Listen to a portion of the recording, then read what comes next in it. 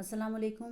میں ہوں doctor Zainab, consultant gynaecologist and fertility expert, اور آج ایک امپورٹنٹ اسٹوری شیئر کرنا چاہتی ہوں اپنے مریض کی، جو کل ایک نارمل ڈیلیوری کے بعد ہاسپٹل میں ایمرجنسی میں آئی، جس کو بہت زیادہ بلیڈنگ ہو رہی تھی اور وجہ سمجھ نہیں آ رہی تھی کیونکہ دائی نے گھر میں ڈیلیوری کی تھی.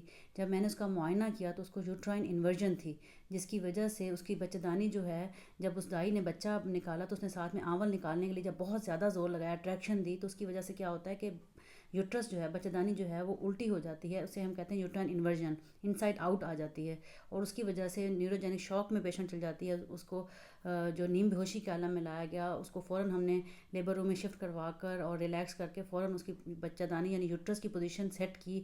جب اس کو واپس اپنی جگہ پہ فکس کیا، اپنی ہم فسٹ کی مدد سے اس کو سیٹ کرتے ہیں ویجائنا میں، تو پھر جب اس کو اپنی پوزیشن میں سیٹ کیا، اس کو یوٹروٹونکس دیے یعنی کہ یوٹرس کو کنٹریکٹ کیا کرنے کے لیے ڈفرینٹ انجیکشنز دیے تاکہ اس کی بلیڈنگ رک جائے، اور بلڈ وغیرہ دیا، اس کو ڈرپس وغیرہ دی، تو وہ اسٹیبل ہو گئی، خطرے سے باہر آ گئی.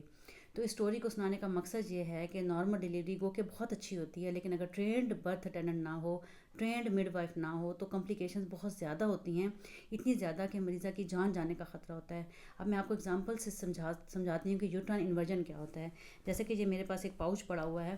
اگر ہم کہیں کہ اس پاؤچ میں یہ یوٹرس ہے اور یہ یہاں سے بیبی ڈیلیور ہو رہا ہے جہاں میری انگلیاں ہیں، تو جب یہاں سے بیبی ڈیلیور ہوا، اس نے اس کارڈ کو، جو کہ امبلائکل کارڈ ہے، اس کو زور سے کھینچا، تو کیا ہوا کہ یہ یوٹرس جو کہ ایک تھیلی نما ہوتی ہے، یہ انسائڈ آؤٹ ہو جاتی ہے. یعنی کہ یہ دیکھیں، یہ اس کا اندر والا پورشن ہے جو یہ سارا باہر نکل آتا ہے اور ویجائنا میں گر جاتا ہے. جب یہ انسائڈ آؤٹ ہوتی ہے تو بہت زیادہ بلیڈنگ ہونے کا بھی خطرہ ہوتا ہے اور نیوروجینک شاک میں جانے کا خطرہ ہوتا ہے. پیشنٹ کی نبضیں ڈوب جاتی ہیں، وہ شاک میں چلی جاتی ہے.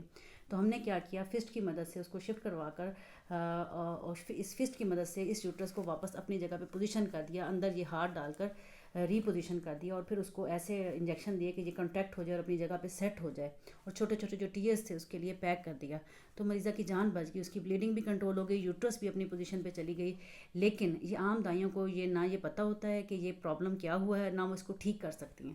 تو یہ کنسلٹنٹ ڈاکٹر سے ہی ڈیلیوری کروانی چاہیے. اگر نارمل ڈیلیوری کروا بھی رہے ہیں تو ٹیک ہوم میسیج یہ ہے کہ ہاسپٹل میں ڈیلیوری کروانی چاہیے تاکہ آپ کمپلیکیشن سے بچ سکیں. اللہ نہ کرے جو آزمائش نصیب میں لکھی ہے وہ مل جاتی ہے، لیکن کوشش تو کرنی چاہیے کہ آپ کسی پڑھے لکھے سمجھدار اسکل بندے کے پاس جائیں جس سے ڈیلیوری کروائیں. تو میری سب سے یہ گزارش ہے کہ نارمل ڈیلیوری ضرور اس کا ٹرائل لیں، اس کی کوشش کریں، لیکن ہاسپٹل میں کریں. مجھے امید ہے آج کی ویڈیو سے آپ کو بہت انفارمیشن ملی ہوگی. الحمدللہ میری پیشنٹ بچ گئی، اس پر مجھے بہت خوشی ہے، اور اسی لیے میں نے یہ اسٹوری شیئر کی ہے کہ اگر ٹھیک ٹائم پہ ٹھیک ہاتھوں میں آپ پہنچ جائیں تو ماں کی جان بچ سکتی ہے، بچے کی جان بھی بچ سکتی ہے. مجھے اپنی دعاؤں میں یاد رکھیے گا. تھینک یو سو مچ. اللہ حافظ.